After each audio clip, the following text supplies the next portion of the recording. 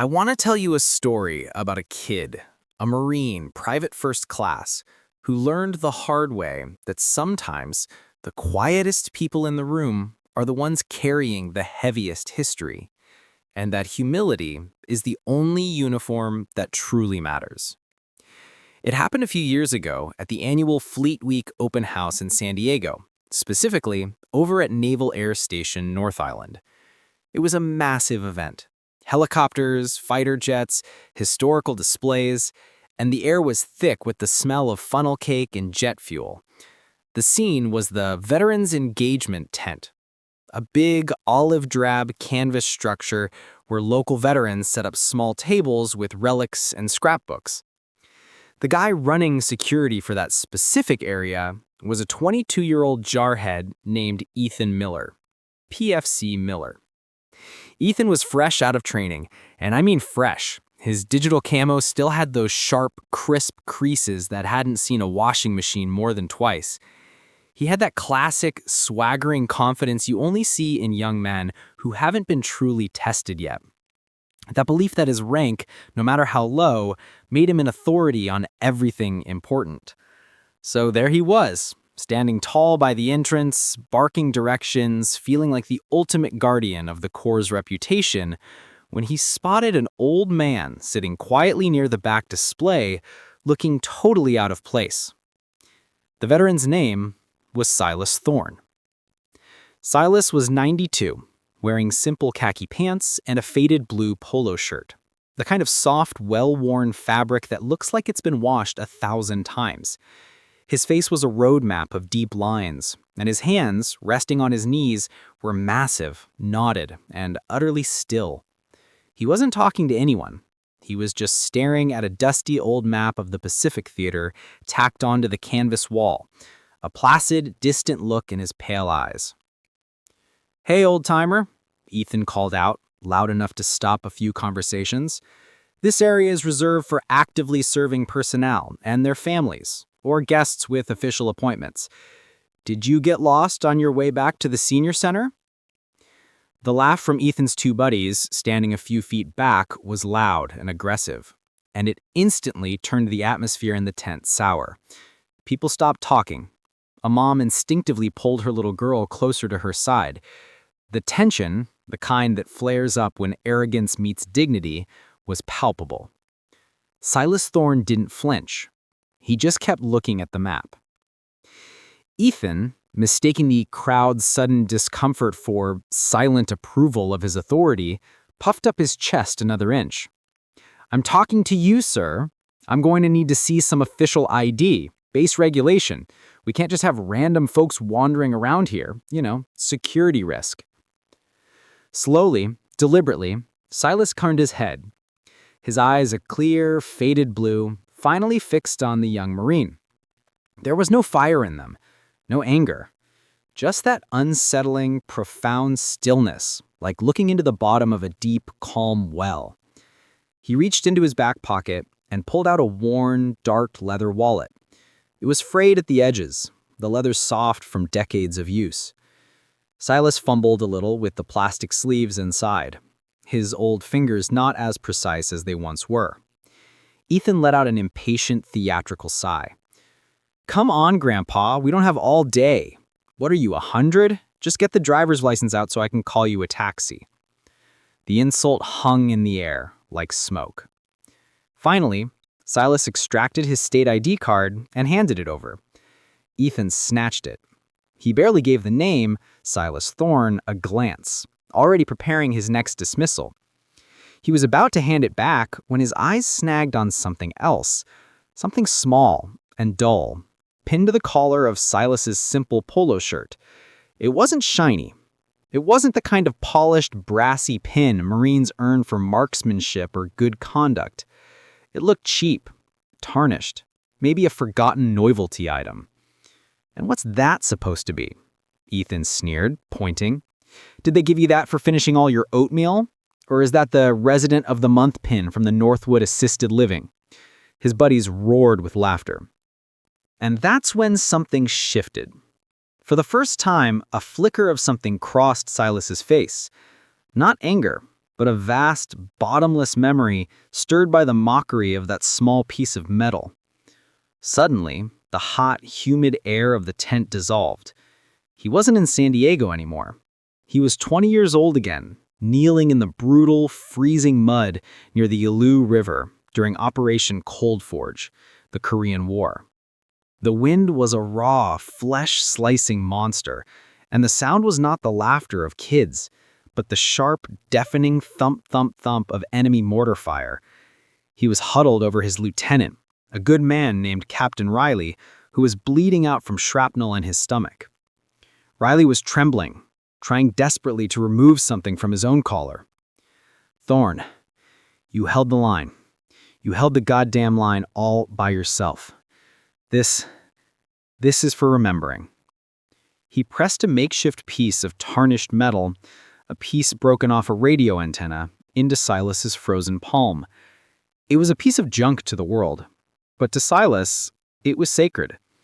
It was the physical weight of a promise, a burden of memory. "Sir, Mr. Thorne." The voice pulled him back to the present. The face in front of him wasn't Ethan Miller's, but that of Staff Sergeant Alana Rodriguez, a career Marine who had been watching the whole scene from the historical display table, her face now a mask of growing concern. Ethan, annoyed by the interruption, immediately turned on the senior NCO. "I got this, Staff Sergeant. This civilian is trespassing and refusing to cooperate. I'm ensuring base security."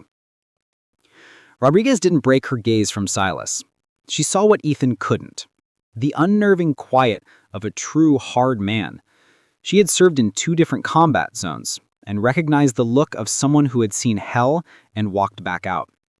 Something felt profoundly, deeply wrong.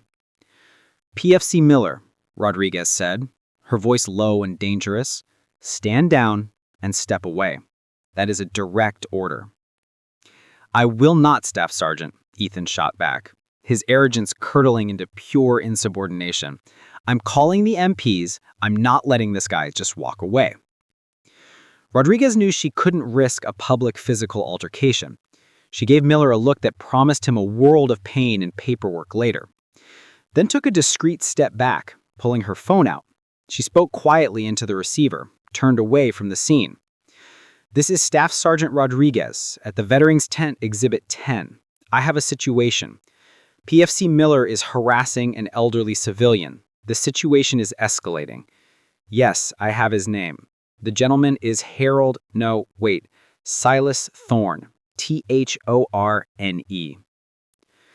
Unaware that his entire future had just been sealed by a phone call, Ethan Miller leaned over Silas, reaching his absolute peak of self-righteousness. "All right then, old man. You are causing a public disturbance. You're being evasive. For your own safety, I am detaining you until the military police arrive. They can get you the help you need, maybe a nice quiet room for a psychiatric evaluation."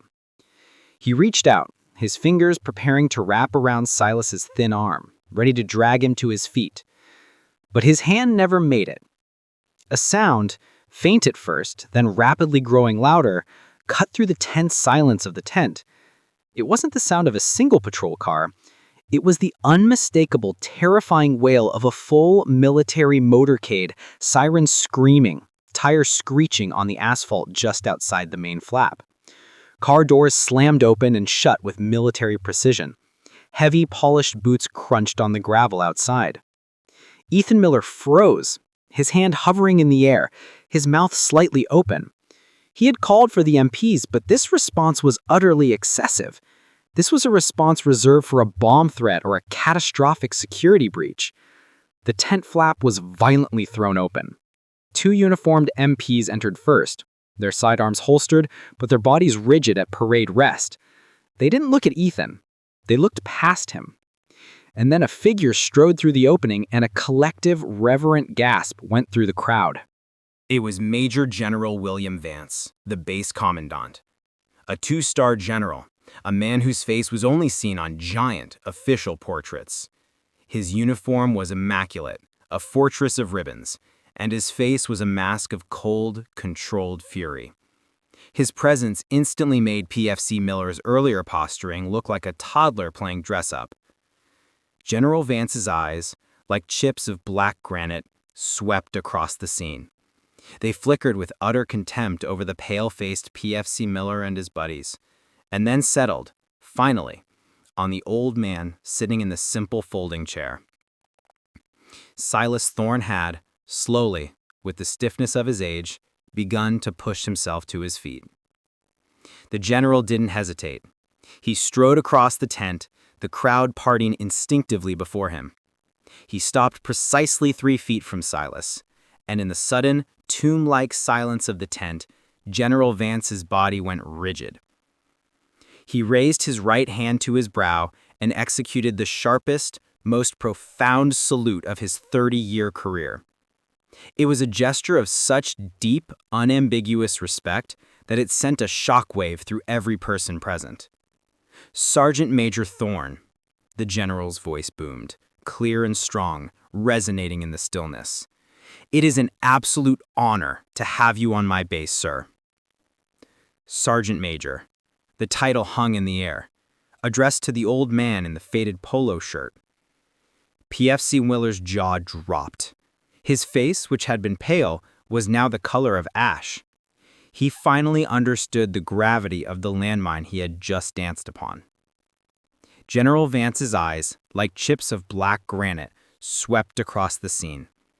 They flickered with utter contempt over the pale-faced PFC Miller and his buddies, and then settled, finally, on the old man sitting in the simple folding chair.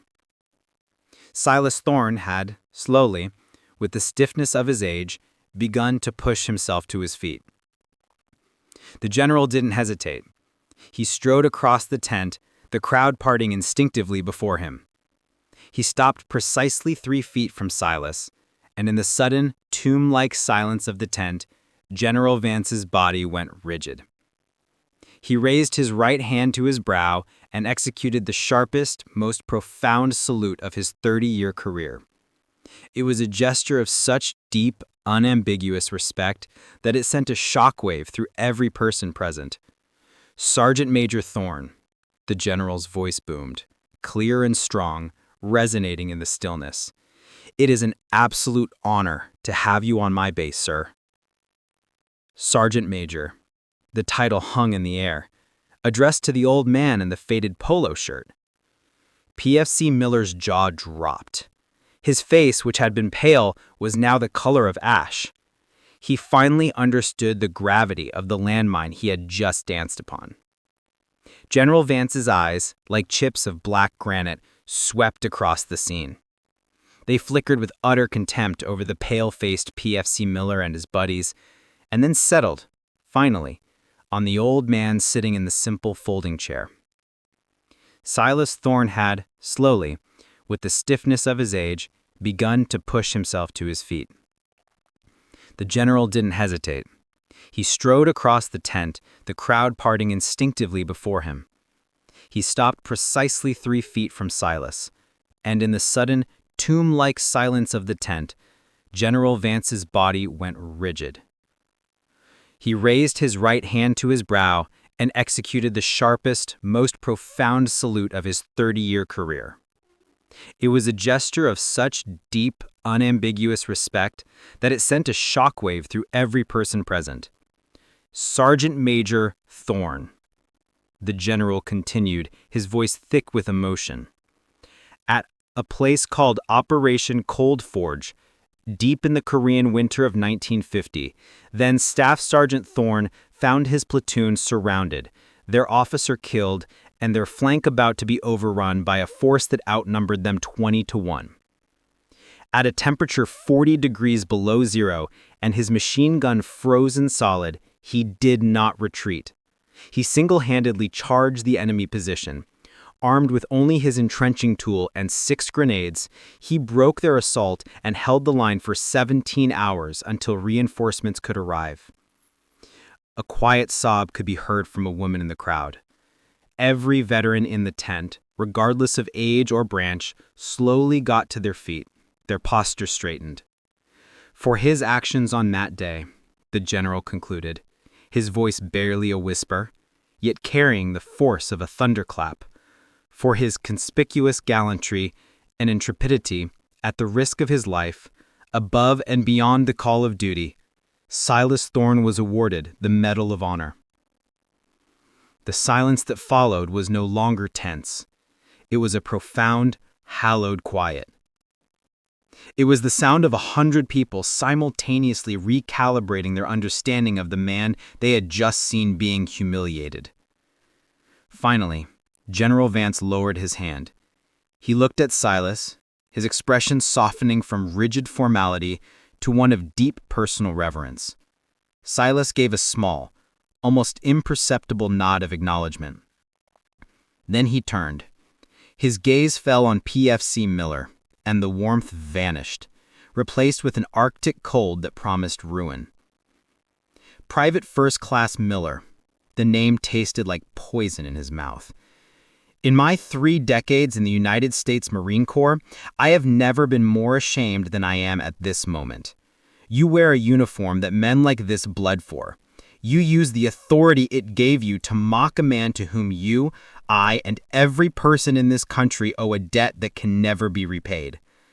Miller was visibly trembling, unable to speak, unable to even meet the general's eyes. You are a disgrace to your rank, to your unit, and to the eagle, globe, and anchor you so clearly do not understand. Sergeant Major Rodriguez, escort Miller and his friends to my office. Their time on my base is at an end.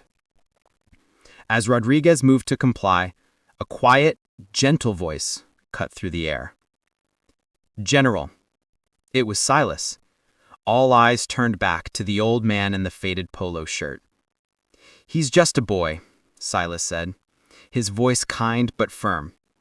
We were all young and stupid once, full of fire and not enough sense. Maybe the boy doesn't need to be broken. Maybe he just needs to be taught. General Vance looked from Silas's compassionate, ancient face to Miller's terrified, youthful one. He considered the old man's words, a lifetime of wisdom in a single request. He nodded slowly. As you wish, Sergeant Major. He will be taught. PFC Miller was not discharged. General Vance honored Silas's request and chose a different path for him. He was reassigned from his unit and enrolled in a mandatory one-on-one remedial training program. His instructor was a retired master gunnery sergeant, a grizzled veteran who had lost a leg in Fallujah. For 3 months, Miller's life was not about drills or marksmanship. It was about history. He spent his days in the base library reading battle reports from Guadalcanal, Iwo Jima, and Quezon. His final exam was to write a personal history of 3 Medal of Honor recipients, one of whom was Silas Thorne. He was being taught the cost of the uniform. 6 months later, on a quiet Tuesday afternoon, Silas was sitting at a small table in his local VFW hall, nursing a cup of coffee. The door opened and a young man in civilian clothes walked in, looking nervous and out of place. It was the former PFC Miller. Miller walked over to Silas's table and stood there for a long moment, struggling to find the words, the arrogance completely purged from his posture. Mr. Thorne. Sir, I came to apologize. Miller's voice finally cracked with emotion. What I did, there's no excuse for it. I was arrogant, and I was ignorant, and I am so deeply sorry for the disrespect I showed you. Silas looked up at the young man. He saw no trace of the cocky corporal from the tent. He saw a humbled boy who had been forced to grow up fast. He gestured to the empty chair across from him. Sit down, son, he said, his voice kind. Tell me what you've learned. The incident led to the creation of a new mandatory program for all incoming base personnel, called the Thorne Legacy Initiative. Every new Marine, from the lowest private to the highest ranking officer, was now required to spend 1 day a month with veterans from local VFW and AL posts, listening to their stories. The aim was simple: to make sure no one ever looked at an old man in a polo shirt and failed to see the giant standing before them. What do you think? Did Silas Thorne do the right thing by asking for mercy? Should Miller have been discharged for insubordination and disrespect, or was being taught a more fitting and profound punishment? Let us know in the comments below. And if this story of valor, humility, and a second chance moved you, please consider hitting the like button and subscribing to our channel for more true stories of our nation's quiet heroes. We'll see you next time. The story is fictional, not true.